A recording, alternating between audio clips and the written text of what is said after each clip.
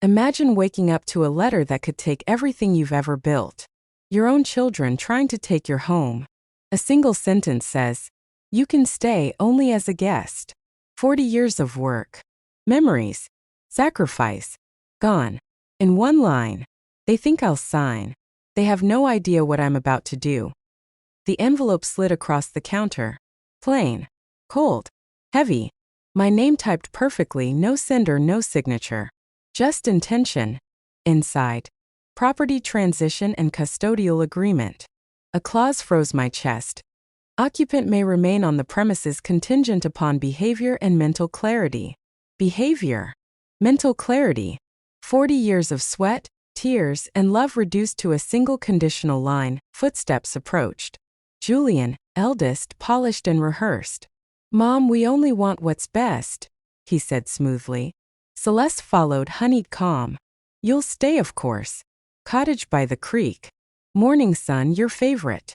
Anna, youngest, silent, calculating. Watching, cataloging every reaction. I picked up the pen. Click. Click. Set it down. "I will not sign this."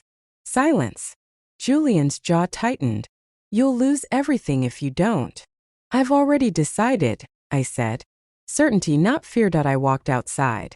Wind swept across the fields, carrying the scent of soil and freedom. This was my land, not a contract. Mine by decades of sweat, love, and fight. Inside, I dug out decades of files. Deeds, maps, photographs, letters, old surveys, even my late husband's notes on improvements. Every advantage they imagined was now my tool. I called Marcus Reed, retired lieutenant. Sharp. Precise. Dependable. "Where do we start?" he asked. "Now," I said. By evening, we dissected every clause, loophole, historical and federal protection. They thought it would be easy. They had no idea I had been unconsciously preparing for this moment for years. 3 days later, a factual article appeared in the local paper. Veteran rancher resists children's attempted takeover of historic property. No tears.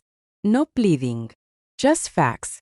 Property history, conditional clause, military background. Support flooded in. Neighbors remembered my husband. People remembered me. Integrity. Hard work. Leadership. They had underestimated the power of truth and timing. The next morning, Julian, Celeste, and Anna arrived. Smiles rehearsed. Negotiation ready. I let them speak. Every sentence revealed intent. Control, manipulation, greed. I stayed calm. Every word, every pause recorded, documented. By the time the sheriff arrived with temporary restraining orders, all their moves were exposed. Shock replaced arrogance. I felt satisfaction. Not revenge, but justice. I began walking the property perimeter every morning. Frost covered the fields like glittering proof of truth. Every fence, every gate, every barn door checked. This land was mine, not by deed alone, but by decades of vigilance. I contacted Judge Elias Thorne, retired, known for shutting down corporate land grabs in record time. We spent hours reviewing every clause, every potential loophole, and every historical or federal protection. The clause about mental clarity was key. They were trying to paint me as unstable. I was about to turn that against them. Next, I called Isabel Diaz, editor of the local paper. "Sar, no nonsense. I want the facts published," I told her. "No emotions. Just truth. The succession agreement, the clause, the property history." The following week, multiple outlets carried the story. Comments flooded in, supportive, outraged, protective. The narrative had shifted. They were no longer aggressors. They were exposed manipulators. I then discovered through McKenna, my retired Air Force friend, that a private equity group was exploring a backdoor sale attempt. I had Marcus check every bank account, every LLC filing. Any attempt to move assets without consent would now be flagged and recorded. One cold afternoon, the children arrived again, trying a friendly discussion approach. I let them talk, all smiles, rehearsed sentences. Julian tried charm, Celeste tried manipulation, Anna tried silent intimidation. Every word, every pause recorded. McKenna monitored live feed. I had evidence ready for legal counteraction. "I know about the forged documents," I said finally, my voice calm. Shock painted their faces. "The Denver buyer. the attempted asset transfers, they've all been flagged. They froze. Their rehearsal crumbled. Fear replaced confidence. The sheriff's deputy arrived moments later with restraining orders. Finally, I leaned against the door, relief washing over me. The tide had turned weeks past. I began restoring the land and home. Gates repaired, barns secured, perimeters checked. Every inch re-established as my territory. Anna returned one morning with her daughter. No contracts. No negotiations. Just a meal. A moment to remember what home truly meant.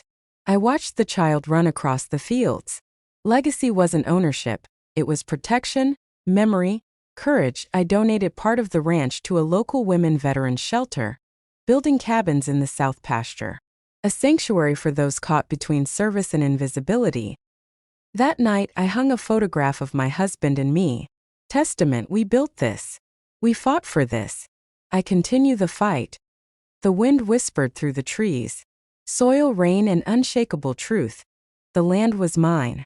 I was not alone. Sophie, one of my children, returned briefly with her daughter. The place feels different, she said.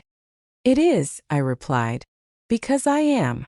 Her daughter whispered she wanted to live here someday. I kissed her head. Maybe she would, or maybe she'll build her own. Either way, she'll know where she came from. If you enjoyed this story and want more tales of courage, strategy, and heart, make sure to subscribe to my channel. This is my story, and there's plenty more waiting.